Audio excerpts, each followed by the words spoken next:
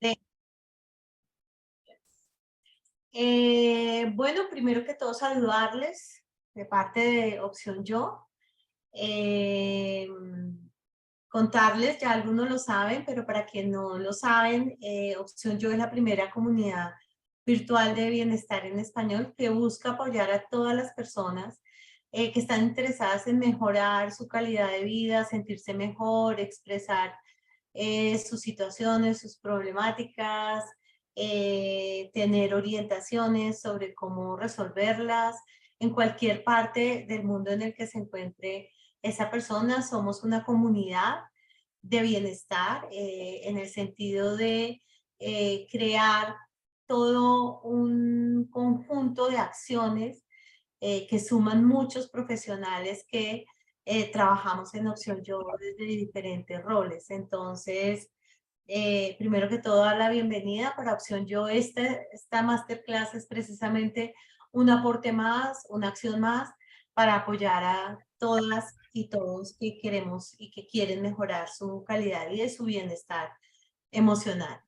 Bueno, me presento, mi nombre es Liz Arévalo, yo soy psicóloga, tengo una formación como terapeuta de familia, de pareja, eh, también individual, desde un enfoque sistémico.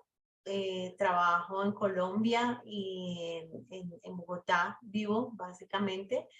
Y bueno, soy parte del equipo de Opción Yo, tanto en el rol de especialista como en el rol de consultora, y ha sido de verdad muy gratificante, muy satisfactorio ser parte de este equipo.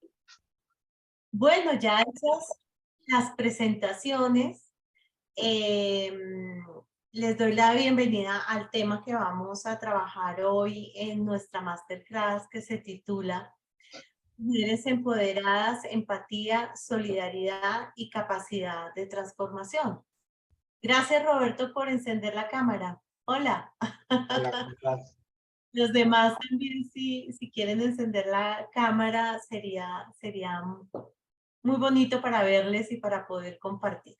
Entonces les decía que este es nuestro tema de hoy, a propósito del mes de la mujer y a propósito de cómo las mujeres eh, tenemos desafíos importantes en la vida eh, que tienen que ver precisamente con sentirnos más empoderadas, con lograr una empatía y solidaridad entre nosotros y capacidad de transformación. Tal vez en contextos que son complejos, son difíciles, donde puede haber violencia, incluso discriminación por ser mujeres y por los retos y desafíos que nos trae la vida moderna. Entonces vamos a honrar el mes de la mujer con esta masterclass que va a abordar todos estos temas. Yo voy a ir haciendo la presentación, compartiéndoles, pero también estoy muy pendiente de si alguien alza la mano, si alguien quiere compartir, y en algún punto también les invitaré a que tengamos un intercambio, una conversación. Bueno, entonces podemos seguir con la siguiente lámina. Bueno, siempre es bueno recordar, cuando hablamos de mujeres empoderadas, recordar que tenemos un legado detrás. Y por eso la celebración del 8 de marzo y del mes de marzo como el mes de las mujeres, porque ese legado lo han construido mujeres que han luchado por los derechos de las mujeres, por la igualdad, por los salarios justos, por mejores condiciones, pues, y ustedes conocen, saben que es emblemático el 8 de marzo de 1857 por esa lucha de mujeres que en una industria textil se organizaron precisamente para alzar su voz y pedir condiciones más justas y de igualdad. Hay otros hechos más recientes que podemos ver en la siguiente diapositiva, que yo los pues los podemos reconocer como hitos históricos en la lucha por las mujeres, porque creo que vale la pena. Podemos pasar a la siguiente diapositiva, aquí con el apoyo que tengo. Algo pasó. Ay, muy bien. Gracias, Iva. Otros hitos históricos para sentirnos también muy orgullosas de esas mujeres que han creado todo este camino para nosotras son el derecho al voto. Hoy en día nos parece increíble que en algún momento no se consideraba válido el voto de las mujeres y no solo de los hombres. Eso parece increíble. También todo el movimiento del Me Too, en que se extendió a lo largo del mundo y que se denunciaron acosos y violencias basadas en género, que antes estaban muy silenciadas y que se conocían, pero que no se eh, conocían, ¿no? El movimiento de las mujeres en 2017 y las universidades en Colombia. Yo tengo que decir que no es hace mucho tiempo que las mujeres podemos acceder a la universidad en mi país. No sé cómo es en el país de ustedes, pero en Colombia fue hasta 1934 que tuvimos acceso a la universidad. Entonces, quería compartirles estos datos históricos para reconocer uno ese legado y para, en todo caso,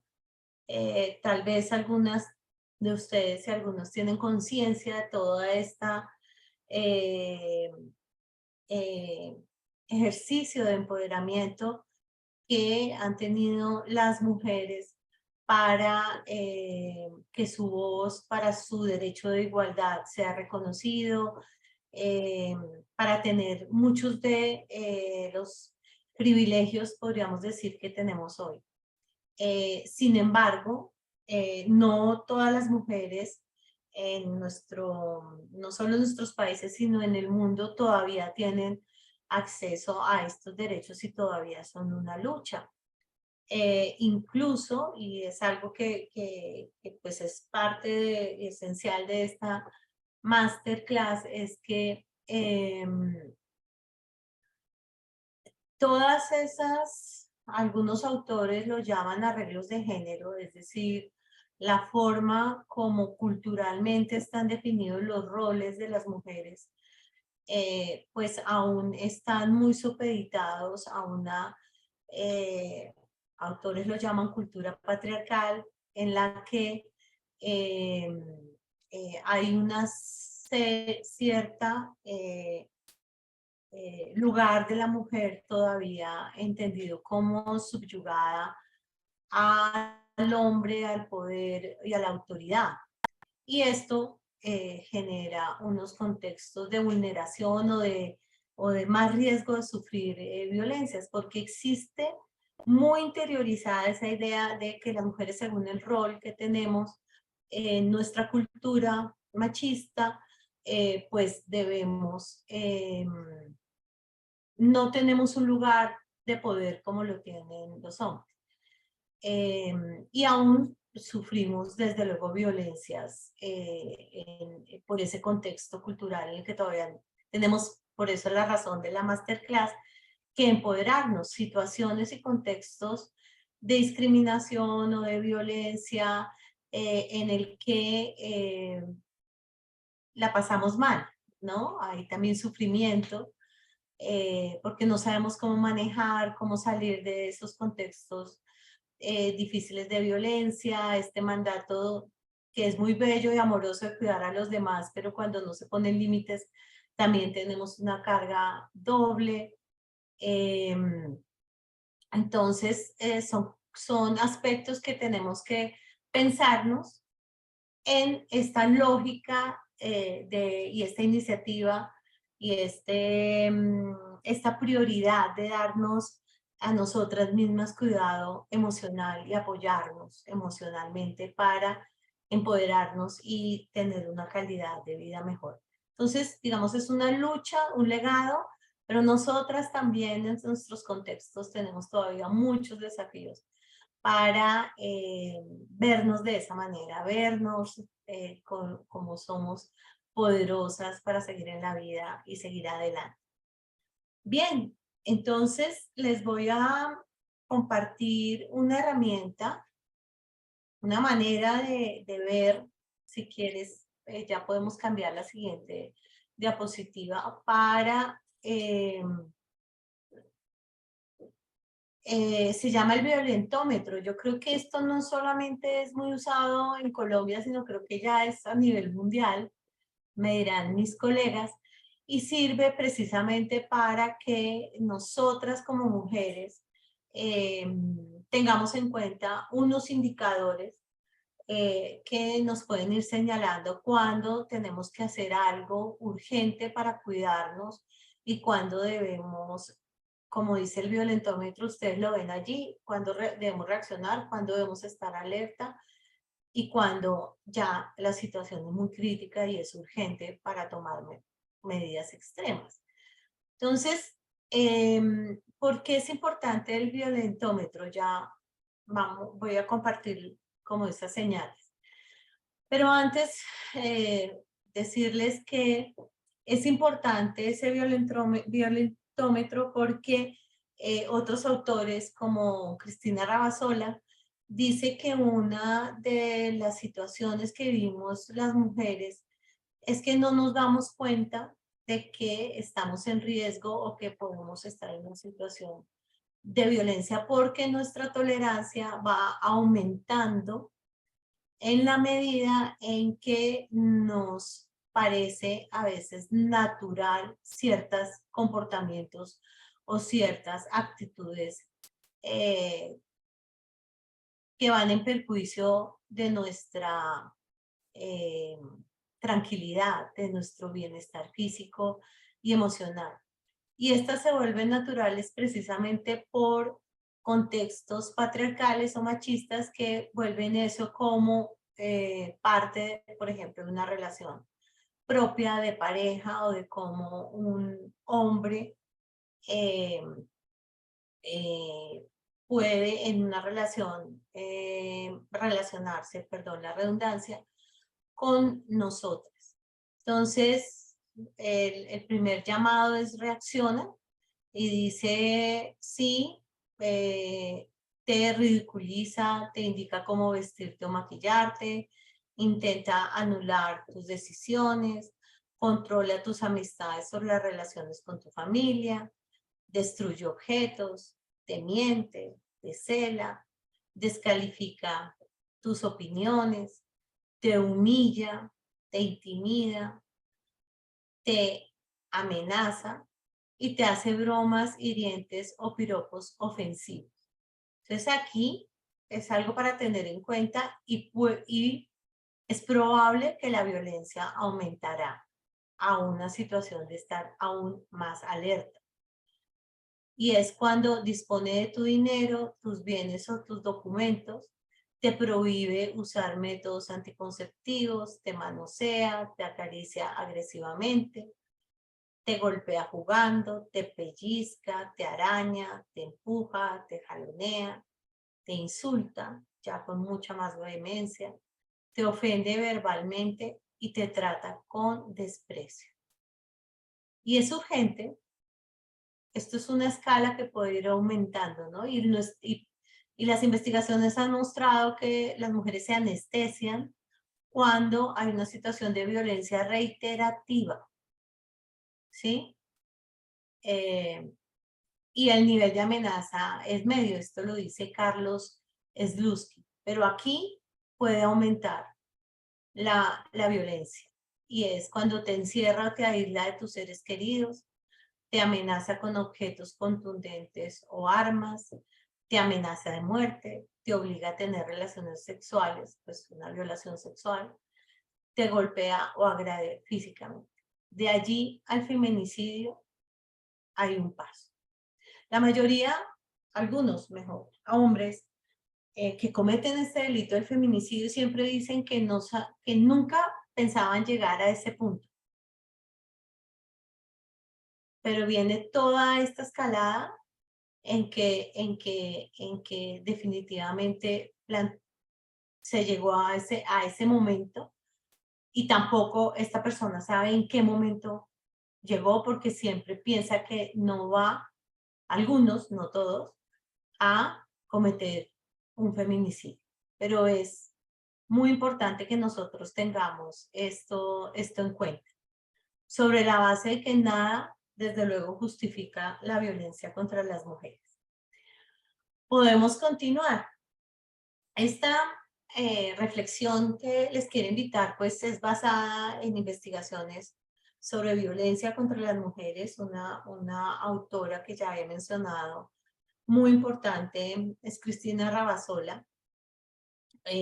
Puedes cambiar, Iva, a la siguiente, que dice que hay diferentes vivencias e imaginarios femeninos que naturalizan la violencia intrafamiliar y las violencias contra las mujeres, que se expresan en formas o situaciones cotidianas que hacen creer que es normal que existan estas conductas, los que les decía antes, ¿no? Hay frases muy que son una trampa, ¿no? Me cela porque me quiere, yo tuve la culpa por haberme vestido así, así son los hombres, esas son cosas de hombres, algo habrá hecho para que él la deje, en definitiva, mujer tenías que ser. Y los tipos de violencia que se enmascaran detrás de estas frases que las normalizan son la violencia económica, la violencia psicológica, la violencia emocional, la violencia física, la violencia sexual, la violencia patrimonial y la violencia laboral.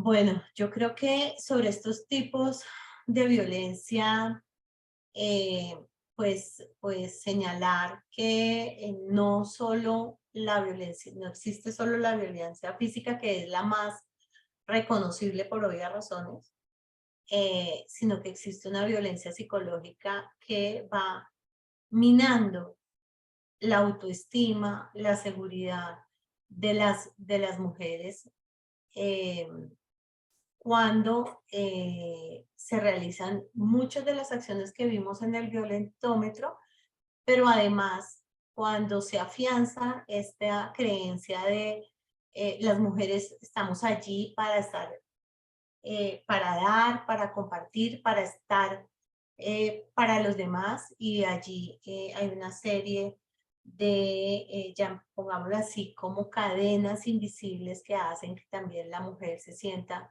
incluso responsable por la misma violencia que sufre. ¿Por qué? Porque estar para los demás parecería ser un permiso en nuestra cultura para que haya una violencia, en este caso psicológica o descalificación al trabajo de la mujer, porque además se considera en algunos casos y en nuestra cultura el trabajo de la mujer como algo que debe hacer, además del trabajo laboral que realiza. Pero bueno, como les decía antes, estos son contextos y desafíos en el que nos encontramos, en que hay un legado de una lucha impresionante y en el que efectivamente hemos encontrado formas de salir de allí y también maneras de reivindicar. Bueno, yo quisiera saber si hasta ahora hay algún comentario, una pregunta para escucharles. Si pueden ustedes ahí levantar la manito. Roberto. ¿Se escucha? Sí. Ok. No, a mí me encanta este tema, porque es un tema además que histórico, eh, toda todo lo que he vivido como ser humano, ¿no? Como hombre también, ¿no? Eh, cómo han vivido mis abuelos, cómo han vivido mis padres, y la verdad que se ha visto evolución eh, para bien, ¿no? Me acuerdo de las cosas que me contaba mi abuela, me acuerdo de las cosas que me contaban mis padres, y ahora yo como la tercera generación, como veo el mundo, ¿no? Y obviamente lo que estuvieron antes de mi abuela, eh, imagino que todo esto que tú cuentas es así, es así porque, bueno, investiga un tema.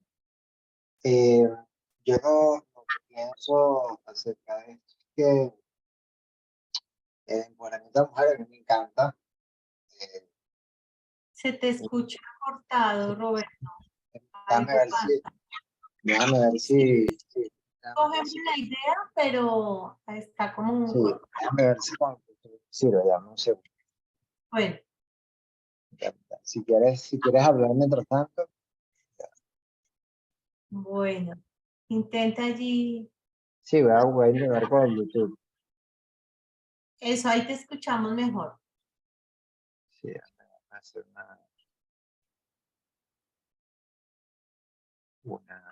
Ahora, Sí, ok. Y bueno, que he visto los cambios a través del tiempo por lo que yo he visto y también por lo que me han contado mis antecesores. Es un tema que se me escucha todavía bien. sí, sí. Ok. Y es un tema que me importa mucho porque, bueno, el empoderamiento de la mujer a mí me agrada, ¿no? O sea, eh, siempre escuchaba cuentos de eso de mi abuela, de mis padres y de verdad que hasta de pequeño, cuando no tenía quizás mucho criterio para analizar el tema, me parecía como que por qué hay diferencias tan marcadas en, en las personas, ¿no? Sobre todo por el género, ¿no? El sexo, el género. Y bueno, siempre me pregunté, y bueno, me decían, bueno, es que la sociedad es así, este es el deber ser, ¿no? Eh, yo siempre fui como muy autocrítico con esto. Siempre acompañado, por supuesto, del entorno social y cultural donde me encontraba. Ahí había gente más abierta a discutir estas cosas y otra gente que no era muy abierta, sino como que las cosas son así y ya. Eh, como una cosa muy hermética. Yo en lo particular pienso que sí, bueno, ustedes han ganado un espacio importante con sangre, sudor y lágrimas. Pienso que aún todavía falta mucho. En Latinoamérica en particular, no hablo de todo el mundo, en Latinoamérica, eh, dentro de países vecinos, sigue habiendo increíblemente todavía esas diferencias multiculturales donde la mujer es como un accesorio todavía o está metido dentro de esta burbuja de control del hombre sobre la mujer, donde la mujer inclusive lo justifica y lo permite bueno, porque es la tradición. ¿Mm? En Argentina, hablo por Argentina porque bueno, ya tengo 5 años viviendo acá, eh, me parece un país de avanzada con este tema, eh, pero hay otros países muy cercanos acá, quizá, no sé si sea bueno decir los países, pero bueno, hay otros países cercanos acá, Latinoamérica, que son totalmente lo contrario, y me asombra que dentro de la misma esfera y dentro del mismo tiempo, eh, siguen habiendo la justificación social, de que no debe haber una diferencia, o sea, que, que no debe haber una igualdad sino una diferenciación bien marcada, porque así siempre ha sido. Y bueno, escucho amigos míos, inmigrantes también como yo, que viven en otros países y me cuentan unas cosas que yo digo, bueno, pero esto todavía están en el siglo XVIII, ¿no? No voy a decir países para no, Bueno, para no herir susceptibilidades si hay alguien por ahí escuchándome. Pero sí, o sea, no hay países muy lejanos, Argentina, que tienen todavía esa mentalidad del siglo XIX, XVIII, permitido por hombres y mujeres, ojo. No es solo el hombre que lo promueve, sino también la mujer como copartícipe de esto, ¿no? Sin embargo, yo creo que en la mayoría del mundo, por ejemplo, puedo hablar de Argentina, que es el país que conozco, y de Venezuela, que es el país que también, del que vengo. Argentina está mucho más avanzado que Venezuela. Venezuela en- está un poco atrasada en ciertas cosas, pero no a niveles de otros países vecinos, ¿no? qué pena Este, interrumpirte, pero si puedes como concretar sí, para sí, no, continuar. sí, sí, yo hablo mucho. Pero lo que quería decir es que aún falta bastante, y yo quería un poco decir que creo que no solo es esto es como una coparticipación en los países que aún se mantienen retrógradas entre iglesia, no estoy criticando a la iglesia, sino estoy hablando en contexto, iglesia, eh, gobierno, sociedad, familia. Entonces yo te preguntaba, ¿qué se hace en esos casos donde ese contraste de países tan cercanos, donde, bueno, tú cruzas la frontera y Sí. la mujer tiene todos los derechos Ajá. que Yo el hombre, y y vuelve a cruzar la frontera y es como estuviese en otro planeta? Entonces como que me asombra eso era el punto y bueno, que ¿cómo tú crees que se puede combatir esto? Gracias por escucharme y tenerme la paciencia. muchas gracias Bueno, por compartir. Yo lo primero, y me agrada ver que hay más colegas del equipo de Opción Yo en la Masterclass para que compartamos visiones también es, yo no lo veo como un problema de países, sino de un problema cultural, un problema que es más exacerbado en ciertos sitios que en otros, pero digamos que algo que hay, que siempre es muy útil reflexionar es esos mandatos de la cultura, cuáles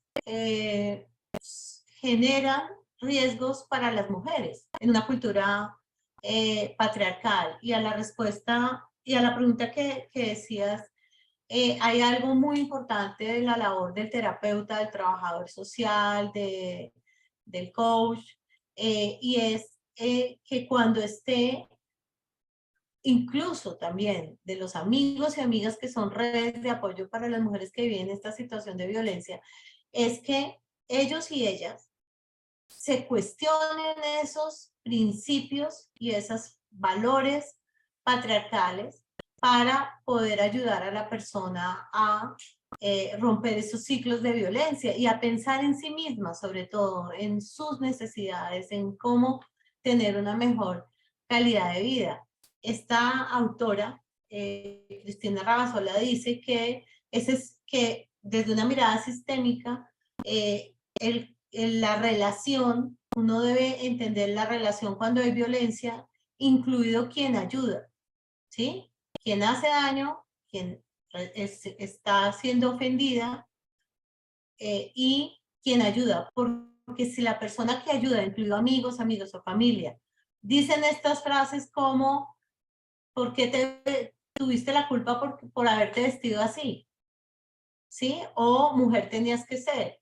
O tu deber es cuidar a tu marido y esa es la máxima de tu importancia, digamos, del rol o de la vida que tienes. Entonces, una de las formas de romper los ciclos es dándonos cuenta que nosotros, nosotras, cuando ayudamos a alguien, pero hacemos parte o afianzamos esa violencia que está oculta desde nuestras propias premisas y creencias, pues nos debemos cuestionar y preguntarnos si estamos realmente siendo una oportunidad para el cambio o más de lo mismo y no ayudamos a las personas a buscar alternativas. Ahora, hay algo que quería compartir, que quiero compartir con todas y todos. Voy a decir todas, porque creo que somos más mujeres. Es que hablando de ese sistema de ayuda o red de apoyo,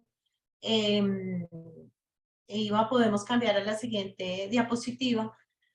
Siempre vernos como mujeres y lograr ese empoderamiento puede servir, siempre sirve darnos cuenta de la solidaridad que podemos darnos entre todas y todos. Ahí sí incluyo desde luego a los hombres, pero sobre todo preguntarnos cómo podemos apoyarnos entre las mujeres. Hay también una autora que plantea estas ideas que me parecen, además de muy hermosas, muy útiles, que es Brené Brown. Tal vez algunos la conocen. Ella ha escrito sobre la empatía y sobre las emociones. Y ella plantea algo muy interesante, y es cómo la empatía y la manera de dar empatía, sabiendo dar la empatía a otras, puede ayudar a que una mujer y entre mujeres nos apoyemos y nos empoderemos. Entonces ella parte de una idea muy potente para mí, y dice que la empatía no consiste en cambiar cómo alguien se siente, se trata de hacerles saber que no están solos o solas. La empatía, entendida desde allí, es un conjunto de habilidades emocionales que nos permite comprender lo que alguien está experimentando. Podemos hacer ciertas preguntas que pueden hacer sentir a las otras personas realmente escuchadas. ¿Cómo puedo apoyarte ahora? ¿Cómo te ayudaría en este momento? Son como preguntas que reflejan esa comprensión de la empatía como un conjunto de habilidades emocionales. ¿Por qué traer la empatía para hablar de cómo empoderar a las mujeres? ¿Cómo empoderarnos? Porque precisamente es una herramienta como tal que nos ayuda a que como mujeres no nos sintamos aisladas, sino que sintamos que podemos compartir entre otras desde esta perspectiva de la empatía. Se ha hablado mucho de la empatía, y esta definición de empatía también es útil para entender la empatía en procesos de apoyo emocional y terapéuticos. Podemos cambiar a la siguiente. Bien, ¿cuáles son esos atributos de la empatía? Entendida desde esta perspectiva como conjunto de habilidades. Es entendida como una toma de perspectiva, o sea, ver la situación como tal, no juzgar, reconocer la emoción que trae, comunicar, comprender esa emoción, hablar de ella, investigarla, saber de qué se trata, cómo se siente en el cuerpo, qué narrativa la acompaña, qué experiencia la construye, y practicar la atención, y refiriéndome a la atención de estar realmente conectada o conectado con la otra. ¿Cuáles son los errores de la empatía? Sentir lástima por la otra persona, es decir, cuando siento lástima, estoy dando el mensaje a la persona que tal vez no es igual que yo. No hay una relación de igualdad. Entonces, sentir lástima no es empatía. Descargar el malestar con la culpa, es decir, estar enunciando o buscando responsabilidades o culpabilidad cuando queremos compartir con una persona que está viviendo una situación difícil y nos encargamos de buscar quién tiene la culpa. Eso no es empatía, porque podemos afianzar en esa búsqueda de quién tiene la culpa, que es la mujer la que tiene la culpa, o centrar la culpa en la persona, desde luego con la responsabilidad que tiene quien hace daño, pero no ayuda en un contexto de escucha y de empatía centrarse únicamente en ello. Comparando o compitiendo, y es cuando nos manifiesta en una situación difícil y nosotros no escuchamos, sino que traemos precisamente y competimos trayendo un ejemplo o una situación personal que es igual o peor que lo que la persona está trayendo. Un juicio para nada es empatía, ¿no? Y es cuando se empieza a juzgar a la persona por sus decisiones, por lo que hace, más allá de brindar confianza y escucha. Y dar consejos y resolver problemas es definitivamente no trabajar desde la empatía, o no usar las habilidades de la empatía como la propone esta autora, porque es decirle a la persona, yo creo que debes hacer esto, y se puede arreglar de esta manera sin haber escuchado las particularidades y las situaciones que son siempre diferentes para cada una de las personas. Desde el consejo estamos evitando reconocer la particularidad y la singularidad de estas personas. Como les decía, la empatía es una habilidad que quería compartirles para que la piensen en cómo ayudar a otras mujeres que están pasando por esta situación, y también son elementos a tener en cuenta cuando uno está facilitando procesos de apoyo emocional o terapéuticos con mujeres que están viviendo situaciones difíciles. Muy bien, ahora me gustaría compartirles las siguientes frases y escucharlas sobre qué piensan de estas frases que ahora está muy de moda Shakira. Si quieres, Iva, puedes cambiar a la siguiente. Las voy a leer las dos y quien quiera compartir qué reacción tiene frente a estas dos frases y cómo nos puede aportar a pensarnos en esta masterclass que estamos trabajando sobre mujeres empoderadas. Dice, nuestras lágrimas no son un desperdicio, riegan el suelo donde nacerá el futuro y nos hacen más humanos, para que en medio del desamor se pueda seguir amando. Y la otra, esa fortaleza, para que sea verdadera y no una fachada, tiene que ser el resultado de vivir un duelo, de aceptarlo, de tolerar la frustración, de entender que hay cosas en la vida que no salen como uno quiere, que hay sueños que se rompen y que hay que recoger los pedacitos del suelo y volverte a reconstruir. Si alguien quiere compartir qué le suscita, qué le genera.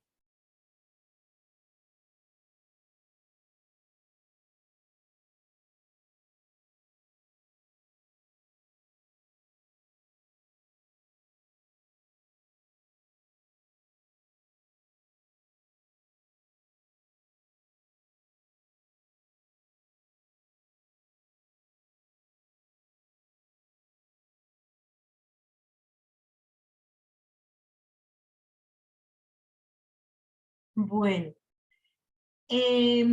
bueno, yo traía estas frases porque me parece muy interesante también las reflexiones que pueden sernos útiles frente a cómo enfrentar situaciones difíciles. No quisiera traer el ejemplo de Shakira y su situación, sino lo que las frases nos dicen, ¿no?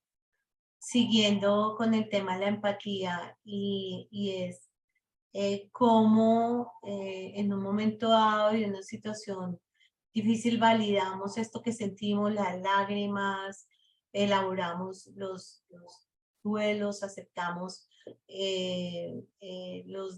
la situación, toleramos la frustración de alguna manera, también reconociendo que las cosas no salieron como uno imaginaba y de allí siempre hay, las dos frases traen algo que me parece interesante que tiene que ver con el empoderamiento y es siempre es posible reconstruir, siempre es posible pensarnos, eh, reorientar nuestra vida y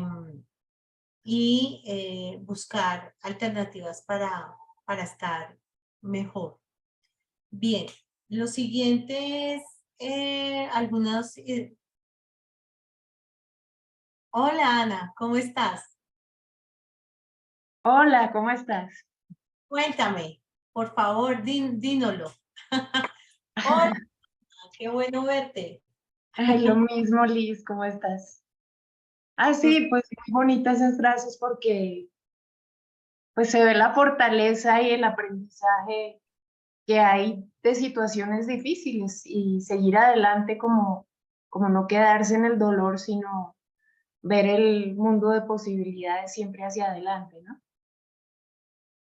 sí, porque hay una, no sé si a ustedes les ha pasado, como terapeutas y también como mujeres, a las mujeres que nos están acompañando, que están buscando aquí también ideas y respuestas a las situaciones que viven y es, nos cuesta mucho en situaciones complejas o cuesta mucho en situaciones complejas pensar y sobre todo en situaciones de violencia que pueden cambiar, ¿no?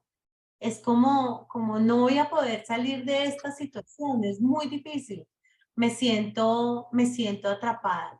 Y después cuando hay un cambio y se sale de esa situación y se cambia, la mayoría de las mujeres dicen, sí pude reconstruir mi vida. Y yo pensaba que no, esto es increíble, el tiempo que perdí creyendo que no lo podía hacer. Y allí, pues quisiera hacer énfasis precisamente en lo importante de la empatía, de ese proceso de escucha entre las mujeres, también en un proceso terapéutico, cómo es de central el empoderamiento, ¿no? Sentirse capaz, yo soy capaz de, y invitarlas y ayudarlas a reflexionar. Muchas gracias, Ana. Bueno, aquí algunas ideas de otras herramientas para tenerlas en cuenta. Podemos pasar a la siguiente diapositiva. Y y son las siguientes. Uno, herramientas emocionales para nuestro cuidado y empoderamiento. Uno, reconocer nuestras propias necesidades. A veces es porque por la trampa de los roles que tenemos, que se vuelven absolutos sobre quienes debemos ser, y estamos muy pendientes de las necesidades de los otros y otras, no sabemos qué necesidades tenemos. Entonces casi que es una investigación de, pero ¿cuál es tu necesidad? ¿Qué es lo que a ti te haría sentir bien en diferentes áreas de la vida?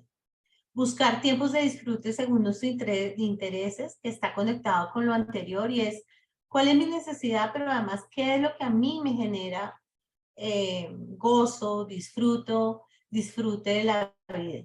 Este es muy esencial, buscar apoyo emocional cuando lo necesitamos, que desde luego, valga la redundancia, una opción es opción yo. Y es cómo las situaciones difíciles van encerrando a las personas en sus propias ideas, en que lo va a poder sortear de alguna manera, pero efectivamente en situaciones difíciles es mucho mejor e indicado contar con un apoyo y una orientación para tener un sostén y para tener ideas y para tener a alguien que te pueda ver de una manera distinta a como uno se ve. Valorar nuestro cuerpo y cuidar nuestra salud es algo esencial. Aprender a establecer límites. Uno aprende a establecer límites cuando se conoce de esa manera. Sé cuáles son mis necesidades, mis intereses y puedo establecer un límite en el que yo encuentre que eso no va a sobrepasar, ni me va a ofender, ni me va a hacer sentir mal, porque sé lo que yo necesito para sentirme respetada, amada, querida, cuidada. Y el último es expresar las necesidades precisamente del cuidado. Muy bien, podemos ya para terminar leer estas frases. Iva, si las puedes tener como un recorderis, porque cuando las mujeres algunas, ¿no? Estoy hablando de situaciones donde hay riesgos de violencia y algunas otras en que podemos vivir,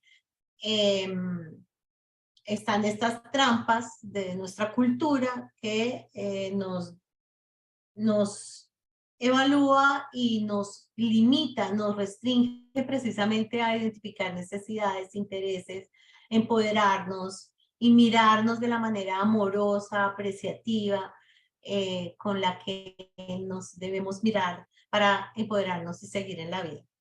Entonces, estas son unos recuerdas. No, me encantaron estas frases y debo decir que no son de mi autoría, ni mucho menos.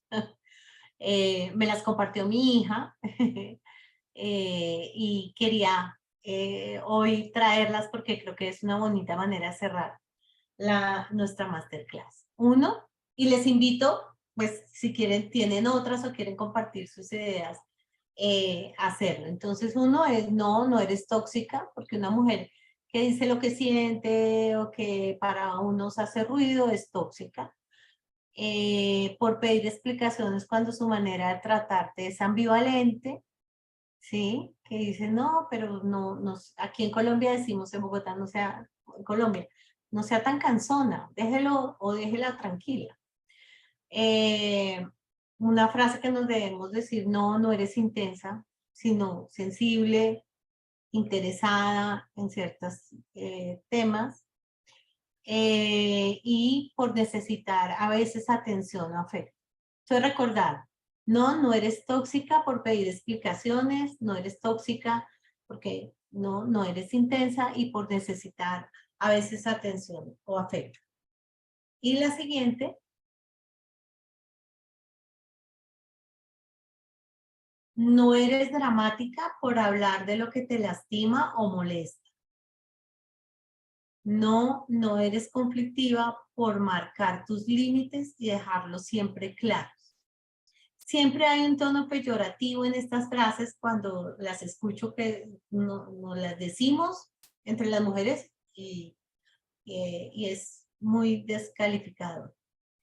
Y sentir nunca estar mal. O sea, como que está prohibido, hay que estar bien, hay que tener una fuerza increíble para poder enfrentar todas las cosas de la vida y como mujeres sabemos que tenemos muchas demandas de cuidado en el trabajo, tenemos unos retos y unos desafíos increíbles. Bueno, entonces me gustaría escucharlas para saber qué les dicen estas frases, cuáles agregarían, qué quisieran aportar de su propia experiencia en el apoyo emocional a mujeres para lograr su empoderamiento. Entonces, les escucho estos minuticos que nos quedan.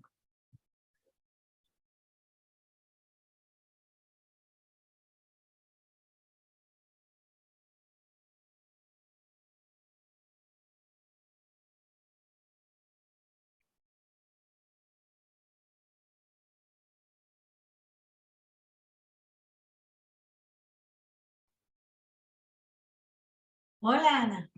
Hola.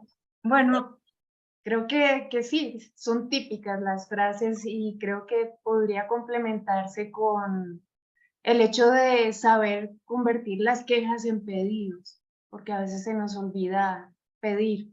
O sea, hay un equilibrio de pronto entre dar y recibir, pero se nos olvida que también pedir es importante, ¿no? Entonces, por ejemplo, en una situación en que pase algo, por ejemplo, cada vez que pasa esto, yo me siento así, estaría bien para ti si puedes y se hace el pedido. Entonces, es como combinar la situación de empatía con los pedidos, ¿no? Claros y concisos. Sí. Muchas gracias. Bueno, muy bien y pues muchas gracias por haber participado en esta masterclass y bueno,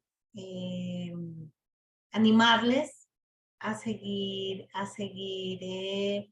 buscando alternativas para estar mejor, para apreciarnos, para apreciar a las mujeres, para ayudarnos y para buscar cada vez pues, logremos como ese equilibrio, ese bienestar emocional que tantas buscamos, ¿no? En medio de todos estos desafíos que tenemos todos los días. Entonces, bueno, muchas gracias. Un placer haber estado con ustedes y haber compartido. Gracias a ti. Tuvo muy bonita tu